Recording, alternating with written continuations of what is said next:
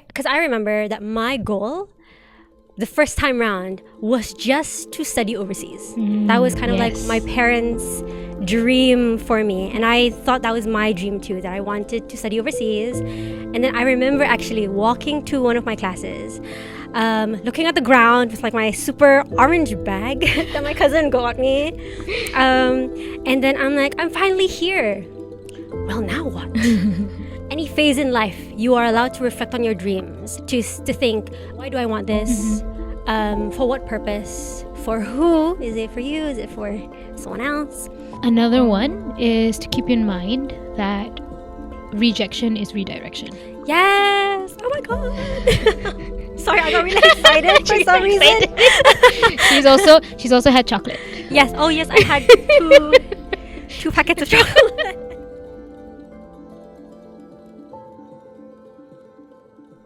Hello, and welcome back to another episode of For the Wanita podcast. Woohoo! We are your hosts. My name is Akila. I am Zai. And this is another episode, our second episode of Advice to Anon.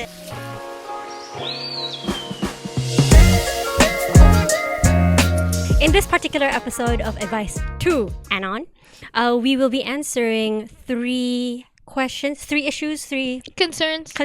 We will be addressing them, and they've all got to do with the quarter life crisis. Yes. This will be an interesting one. We haven't seen the questions, so we'll be live reacting with you. And if you want to be part of the next episode, or you want to submit your concerns, issues, questions, follow NWF Media on Instagram. We look forward to hearing from you. Shall we start? Yes, let's do it. Let's go. Bismillah. Hi, girlies. Hello! I want to become a pilot, but I don't have any money. I don't know if my dream will ever come true. P.S. I adore you both. The duo I didn't know I needed. Okay, I have to explain myself why I started laughing. But also, thank you so much for this person. I started laughing because she said she wanted to be a pilot, and I started laughing because I am actually a pilot. You're comfortable sharing that? I think so. Okay. So it doesn't seem like they have started their career. Oh, damn, they didn't tell us their age. Oh, yes. Yeah, okay. But we did, the prompt for this was quarter life crisis. So Yes. we can assume, I think, that they are maybe late teens or to their 20s. Okay, depending on like your lifespan, I guess you can consider teens as quarter. Yeah, that's true. Well, we don't know. We're just covering the basis. Oh, that's really cute that she's like, P.S. I adore you both. I was gonna address that, but I didn't know how. But I just said she because I'm assuming it's a girl because they started with hey girlies, but it might be a they. So I think we can contextualize it to Brunei and say a lot of the times people just rely on scholarships. Yes. Yeah. Yeah. There are a couple of scholarships out there to become a pilot, but I think money is definitely a big part of it. To get a fixed wing or a rotary I'm sorry, what? So fixed wing is pilots who fly planes, to put it simply. Okay. Rotary is for helicopters. Got it. Okay. It does cost a lot of money to become a pilot, but it is definitely more common for people in Brunei to become pilot through scholarships than it is to do a private funding. We gotta also say that like if you are thinking of scholarships, then you've got to meet all of their requirements. Yes. We again don't know how old you are, whether you've already started a job, have done all your like certifications, like your studying certifications, and whether you do meet those requirements. But if you have not, it's a good, like that's a good goal to have. It's great to have goals already. I remember wanting to be a pilot myself. Yeah, when I was younger, because I think like people were like, you need like maths and like physics to be a pilot, and I'm like, I love both maths and physics. So cute. I'm I think too short to be a pilot. So I wasn't able to be a pilot. I wanted to fly planes specifically. My biggest advice would definitely be to research these scholarships. I think there are actually scholarships offered that's not from Brunei. Look into those if there is any. Definitely, like they're offered to Bruneians, to anyone. I think they're okay. like that's not offered to Bruneians. That's not from Bruneians. Does that make sense? Yes. Okay. So try and find those out if you can. Try and make sure you meet the requirements, and if you are already try to make sure you meet the requirements and work to meeting the requirements. And I think ask around or research on flight schools. You might be able to have like a payment plan or something for certain flight schools. But I do also want to bring up, when I was younger, I mentioned earlier that when I was younger, I wanted to be a pilot. But again, that didn't work out. But I will open up big time. I actually got the Brunei government scholarship. To do radiography. I don't know if people know what that is. Radiography is basically like taking images of the body using like x-rays, ultrasounds, all that stuff. So I went to medical school. And then after 1 year, I flunked out. And then I took a gap year to like sort myself out. And then I went into engineering school. I lasted for 2 weeks. I didn't last very long. And then I immediately transferred to University Brunei Darussalam to do creative industries. And I ended up really, really loving it. And today I am researching creative industries. I took another scholarship, the Shivening Scholarship, if anyone is familiar. It's basically like the British government scholarship. And they were really focused on like impact makers lah. So I got that to do a master's in creative industries. And I think what I want to bring up here is that be open to like other possibilities. I know your dream is to become a pilot, but there is no harm in preparing for, I guess, like just other options. And because I remember that my goal the first time round was just to study overseas. That was kind of like my parents' dream for me. And I thought that was my dream too, that I wanted to study overseas. And then I remember actually walking to one of my classes, looking at the ground with like my super orange bag that my cousin got me. And then I'm like, I'm finally here. Well, now what? Like, so I think also like reflecting on why this is your dream and whether, any phase in life, you are allowed to reflect on your dreams and to think, okay, what exactly, why do I want this? For what purpose? For who? Is it for you? Is it for someone else? And to be open to all the changes in goals, because your goals grow with you. You grow as a person too. Yeah, that is true. Yeah. Do you have anything to add to that, perhaps? In that same vein about what you said about being open to opportunities. Yes. As something, there's this saying that I want to share that has sort of shifted my mindset around this. Two actually. One is that when you start looking for red cars on the street, suddenly all you see are red cars. Like you see so many red cars. So in the same vein, when you open yourself up to opportunities, you will be able to spot them a lot quicker. That's a good one. Yeah. And another one is to keep in mind that rejection is redirection. Yes. Oh my God. Sorry, I got really excited for some reason. She's also had chocolate. Yes. Oh yes, I had two packets of chocolate. She's a little excited, but I'm very grateful that I was able to elicit that reaction from you. I validated you. Thank you. I feel validated. But yes, I've had a lot of opportunities that I have maybe missed out on or was rejected from, and it hurts at the time, of course, maybe like job interviews or opportunities in general that I didn't get, and it hurts at the time and you feel completely devastated or rejected. But trust that I don't know what your relationship is with faith, if you believe in God or a higher being or a higher power. Oh, I thought you said fate. Faith. Okay. But just whoever it is that you trust that there is a plan for you, and that this rejection is redirecting you to something better or something that is more meant for you. Yeah. It's good to have goals, but also be aware that goals change as you change, as circumstances change. And it's also then good to be open to different opportunities. But that also means like, hey, don't forget to work towards what you want regardless. Jenny, you want to do anything? And also job seeking and scholarship seeking it's really full-time job. You have to spend time on it in order to get the results that you want. All the best. Good luck. We hope you achieve your dream. And we're here for you, girl. Rooting for you. Presumably, girl. Question number 2.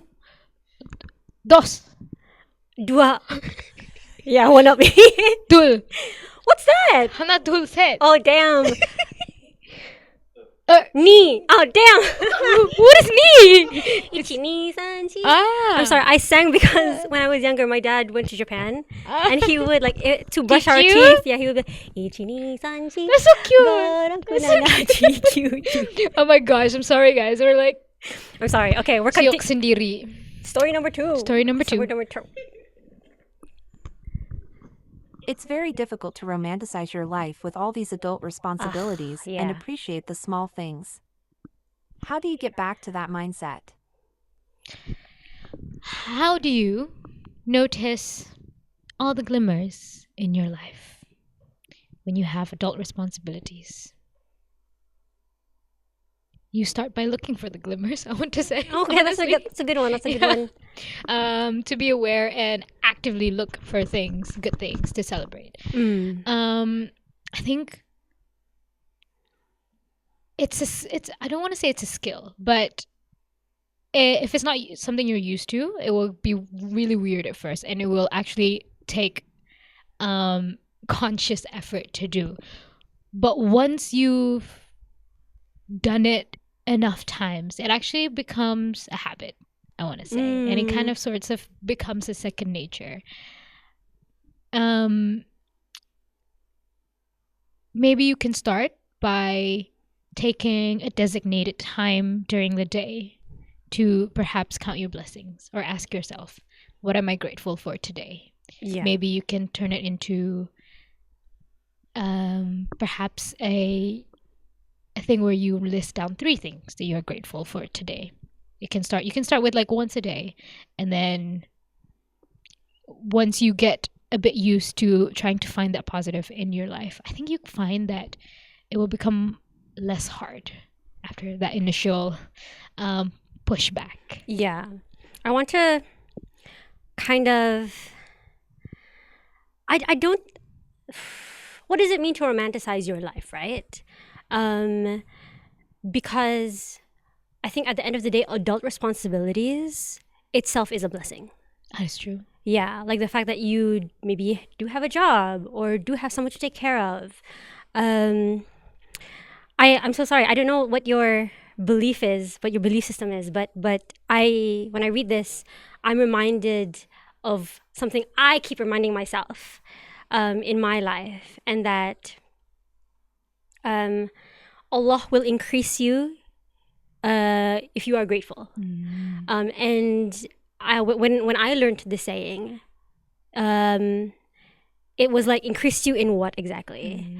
Yeah. So the phrase is, if you are grateful, Allah will increase you.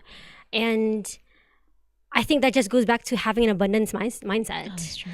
I also am a big believer that what is for you, it will come to you. And that what you have was decreed to come to you anyway. And there's a specific example I had in my head earlier where I thought the something bad that happened to me, of course in the moment it's like super heavy, but then now that I'm able to look back, I'm like, no, I'm so glad that happened. If I didn't flunk medical school and think I was a failure if I didn't drop out of engineering school, despite all the voices saying people are gonna say stuff about you, all that stuff, I wouldn't have gone into researching and living what I do. Adult responsibility is also like, I feel like I need to make money. I can't get out of this dead end job. But if you zoom into just the small details, I think there are a lot of glimmers that you can grab that you can't see if you zoom out too far. That's true. Yeah, so I think being able to zoom in and then zoom out is also a skill. Yeah. I have a hard time zooming in. It's very easy for me to zoom out and I'm like, I'm gonna plan my life like this. It's supposed to look like this. Oh my gosh, I'm the opposite. Oh really? Yeah, I have a hard time zooming out. Oh wow. Because I'm like, oh, this is what's happening right now. This is what's around me right now. This is the only thing I can focus on. Okay, I see. And like, I miss the big picture. Okay. But yeah, you're right. Actually, it is easier. Sometimes it is easier to find the glimmers when you are zooming in. You know, it can be something simple as like, what is around you at the moment? Yeah. Like, oh man, I gotta go. I have a meeting to go to today. You've got a car to go to use, perhaps? I was gonna say, yeah. I've got this nice. At least my car is workable. At least I get to drive in there with a comfortable car. Yeah. Or maybe I can. Maybe I can make myself a nice little treat before I go to the meeting, or maybe I'll get one after the meeting. But I also want to say, like, we are in no way offering professional health advice, because I understand that it may be incredibly difficult to find. This person said romanticize, but I think we are sort of defining it as like finding the good things, basically, that's true. Your life, right? And if you are suffering with mental health conditions, such as depression, that is making you unable to see the good in your life, our tips may not work. Yeah. And we would definitely advise for you to seek professional advice in that case. Yes. I do want to bring up also how I feel like the age keeps getting younger and younger to have a sort of like, my life has to look like this. Do you know what I mean? No, I'm sorry. Can you? It's like there's so much pressure on 20-year-olds to get life sorted out. Yes. Perhaps because of social media, what we see in media, full stop, in like general media, that it's okay to be a work in progress. It's okay to not have everything sorted.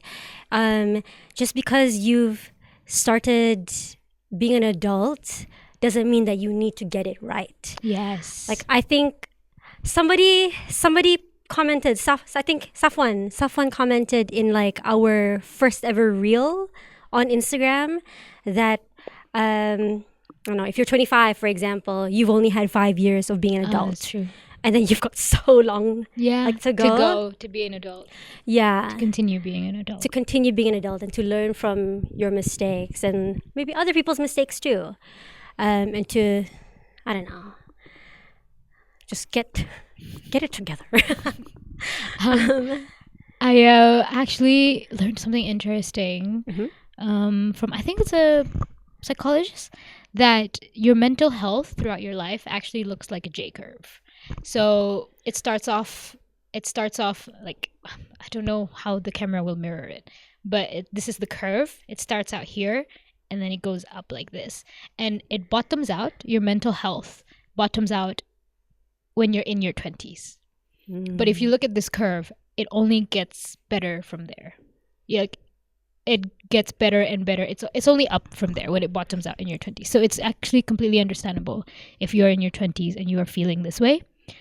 But I have faith that it will get better because I'm still in my 20s. And I hope this knowledge can give you confidence that you're not the only person going through it and that it will get better eventually. There was something else I wanted to bring up. I totally forgot about it because I was like, when I draw a J curve. And I'm it's so cool. If you can't think about J curve, also macam the Nike, the Nike logo. Or boycotting Nike. Oh, you're right. We're taking that out. boycotting I'm Nike. sorry. So okay. All right. I think that's it for the second story. We'll go to the third one. Please have some more self-compassion for yourself. Oh, yeah. That's a good one, actually. And have some grace while you're going through this.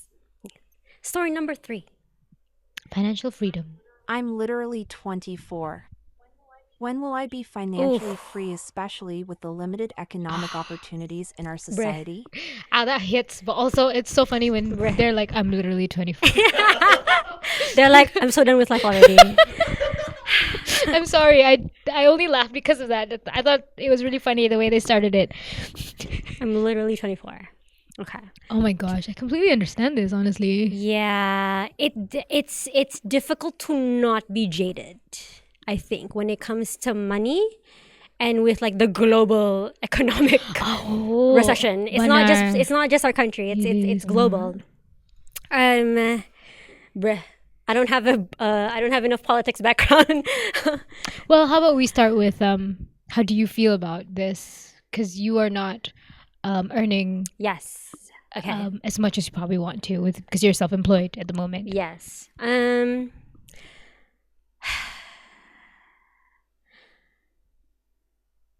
I think for me, right, because I am not earning like a stable income and that it changes very drastically month to month. Like some months I don't earn anything, and then some months I'm like, great, I've got 800 in the bag. Most of the time it's in the middle, yeah. Just want to put it out there. I think it actually goes back to what we said earlier about there's so much pressure to kind of like tick the boxes. I'm right-handed, guys. To tick all the boxes so that like, okay, I need to be financially free. But do you need to be financially free? Or is that a pressure somebody else has given you? Because I've realized when I was working a 9-to-5 before my scholarship, I was thinking about like, okay, maybe I should like, I don't know, get insurance, or I should start like a side hustle so that I can become financially free. Mm-hmm. But now that I'm like looking back, no 9-to-5, I'm like, actually, what does, I guess, like my version of rich look like? That kind of thing. And actually it's to be self-employed. I love being self-employed. I can't imagine actually working under someone else. Okay, I can do it. Do I want to? That's another question. Yeah. Yeah, and then I think I'm also like, okay, with this new life, what is the minimum here that I need to meet? And then everything else, you can plan. There's so many things in your control, despite any circumstance thrown to you. That's how that's literally on top of my head when I first heard this story. Yeah. What about you? I see what you're saying about like examine why you feel like you want to be financially free. Is it your own expectations, or is it other people's expectations that you've internalized to be your own? For me, I felt like I was in such a rush to be financially free when I was 24 because like we've talked about, I felt like I was expected to be the breadwinner of my family. In case anything happened to either of my parents or anything had happened to their earnings. So I did feel the rush, I think, that maybe a lot of people do feel. It wasn't really self-imposed. It was really external stimuli. Yes, like I have to be able to provide in case anything happens to my parents or my family. And I think what happened was that put a fire like in me.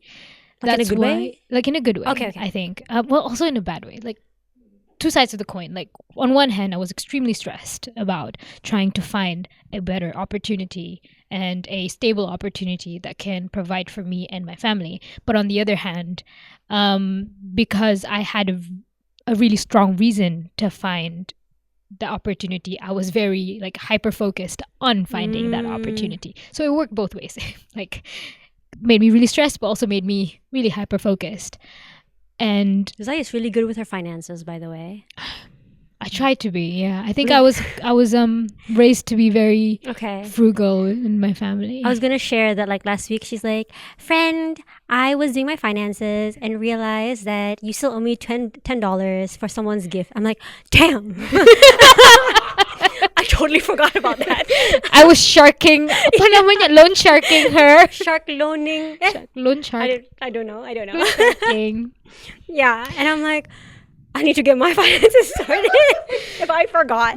But oh my god, that's actually, thank you for reminding me that actually I paid her already, guys. She paid me already. Literally just now.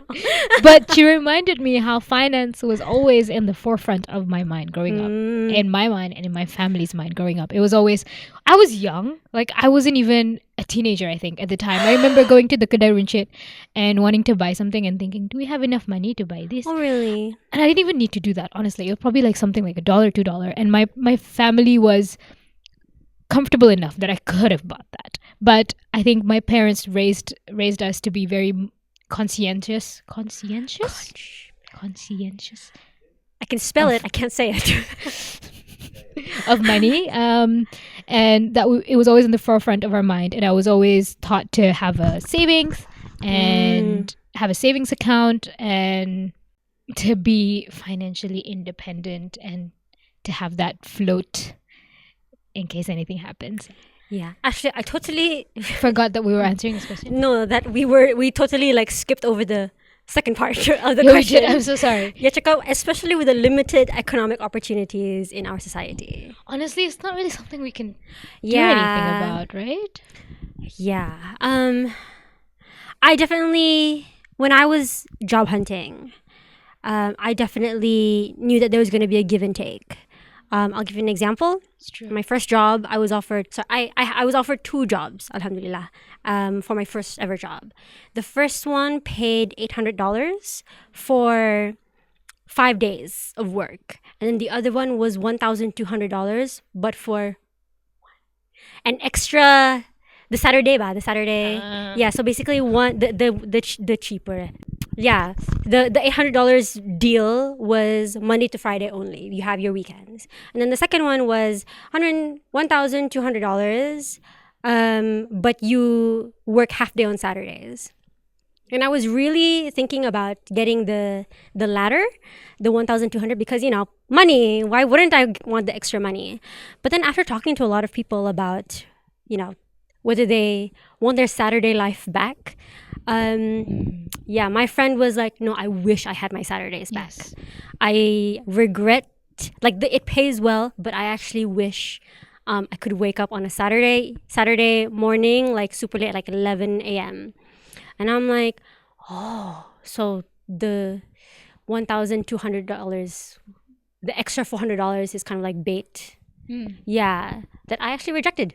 And I actually went for the 5-day a week lower paying job. And I had my weekends. I actually scaled very fast at that company too. I got 3 job promotions that year. Wow. Yeah, I'm a high achiever. She is. Yeah, I'm a really hardworking person. Eldest sister things. But I think opportunities will always will be there. And if you have non-negotiables, great. It's good that you have non-negotiables. But I think maybe having too many non-negotiables can actually impact? What is it? Stop. Hold you back is what I want to say. Is that impede? Impede. Thank you so much. I'm glad we have 2 brains here. Yeah, I think this is a very difficult question. And there's a lot of layers. It's what do you want? Exactly. Yes. What is your version of rich? And it's the whole as well. It's the whole. There are opportunities. Are people being too picky? Because I know a lot of people who are. Okay. Yeah. But I also know a lot of people who aren't. Yes, I was gonna say I know a lot of people who are not, and they're suddenly working 7 days a week, which is illegal, by the way. Yeah, you can. I think Yeah. it's maximum 44 hours a week, according to 40 hours. 44, no? 40. 44, Somebody I think. please check the labor department. I'm pretty sure it's 44, but we double check. You guys can help. You guys can help in that department. Obviously, there are a lot like last time. Like, there's only so many things we can discern from how little information we have. I think it is very important to be realistic about your expectations. If you have just graduated from something, it might be unrealistic to, I want to say, scale your expectations to the current circumstances. That's a good one. And while you are waiting for a stable opportunity, if you are able to, if you have the ability to, the opportunity to, you could always work somewhere else more temporary just to have that income while you are looking for a better or more stable opportunity. Obviously, it would be much better if you could find a temporary job somewhere that's related in your field or something that could potentially help you in your career going forward. But I know, like Kila said, it's easy to be jaded with the current economic opportunities. But I don't think we shouldn't stop fighting. If there's not much that we can do about the current economic opportunity, there's not much that I can do. So there's nothing I can offer you in that sense. Yeah. But we do what we can. We try and survive. Yeah. And we make the most of what opportunities is available to us. Yeah. Play with the cards that you've been dealt with. Yeah, it's a good one. Yeah. You say that you're literally 24. It's great that you're 24. It means that you've still got your youth. And this is the perfect time to try out new things, experiment. And I wanted to just bring up how when Zai said, take up like a temporary job in the meantime, like sometimes you have to work the jobs that you don't like to be able to work, to work towards the things that you do want. And I think there is a lot of virtue, is that the right word? In having to work hard, and having to struggle a bit, because I think if you are completely free of worries, any sort of worry, perhaps that is financial worries, I don't know, something else, family worries, then you don't see the value of it. It's good that you value money, because we do need money in a day-to-day to survive. That's a good one. There's virtue in working hard. Did you say? Yeah. I want to share actually another one of my sayings that I really like to remind myself is when I'm struggling with something, I remind myself that I can do hard things. And the way that I know that I can do hard things is because I have data points from the past where I have been able to do hard things. I have done all these hard things I can look back on and think, I was able to do that, so I can do this. And I think there's value. Is it what we meant to say? Value. Did you say, I did say value earlier. Okay, but this time virtue. Yeah, virtue and value. Okay, you know what? I'm trying to put out all these big words like impede, and I'm like, is that the right word? So we're both learning. We're learning. Okay, guys. We've magically glasses magically appeared. We wished for it. We closed our eyes. And we said, what did we say 3 times? We fist bumped. Do fist bump to get these glasses, and here we have it. To say that we tried, and hopefully that helped somehow, someone, somewhere out there. Yes. Ching. Perfect. Do we do it 3 times because we answered? Well, I don't think we deserve it. Okay. I don't think I deserve it. But you can do it. I'll do it myself. I think I deserved it. Ooh. Another one. Are you sure you don't want to? Yeah, I'm good. Thank you. I'm